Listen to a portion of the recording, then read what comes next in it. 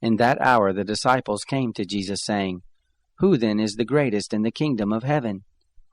Jesus called a little child to himself, and set him in the midst of them, and said, "Most assuredly I tell you, unless you turn and become as little children, you will in no way enter into the kingdom of heaven. Whoever therefore humbles himself as this little child, the same is the greatest in the kingdom of heaven. Whoever receives one such little child in my name receives me.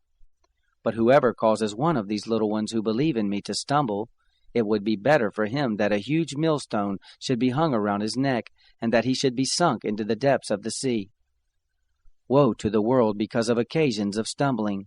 For it must be that the occasions come, but woe to that person through whom the occasion comes.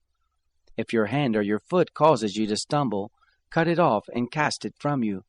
It is better for you to enter into life maimed or crippled, rather than having 2 hands or 2 feet to be cast into the eternal fire. If your eye causes you to stumble, pluck it out and cast it from you.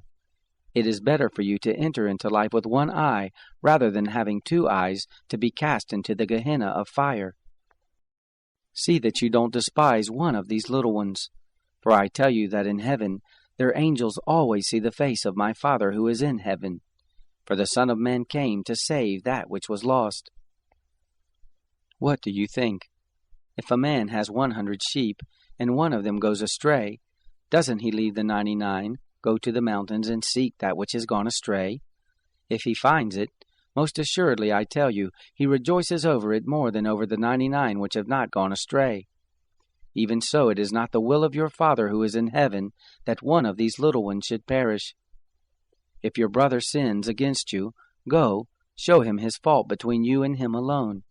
If he listens to you, you have gained back your brother.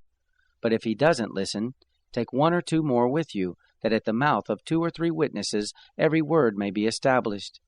If he refuses to listen to them, tell it to the assembly.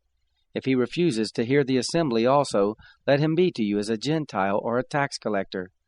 Most assuredly I tell you, whatever things you will bind on earth will be bound in heaven, and whatever things you will loose on earth will be loosed in heaven.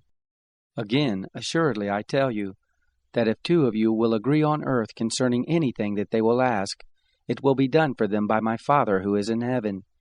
For where 2 or 3 are gathered together in my name, there I am in the midst of them. Then Peter came and said to him, "Lord, how often shall my brother sin against me, and I forgive him? Until 7 times? Jesus said to him, "I don't tell you until 7 times, but until 70 times 7. Therefore the kingdom of heaven is like a certain king, who wanted to reconcile accounts with his servants. When he had begun to reconcile, one was brought to him who owed him 10,000 talents. But because he couldn't pay, his lord commanded him to be sold, with his wife, his children, and all that he had, and payment to be made. The servant therefore fell down and kneeled before him, saying, 'Lord, have patience with me, and I will repay you all.' The lord of that servant, being moved with compassion, released him, and forgave him the debt. But that servant went out, and found one of his fellow servants who owed him 100 denarii, and he grabbed him, and took him by the throat, saying, 'Pay me what you owe.' So his fellow servant fell down at his feet, and begged him, saying, 'Have patience with me, and I will repay you.' He would not, but went and cast him into prison, until he should pay back that which was due.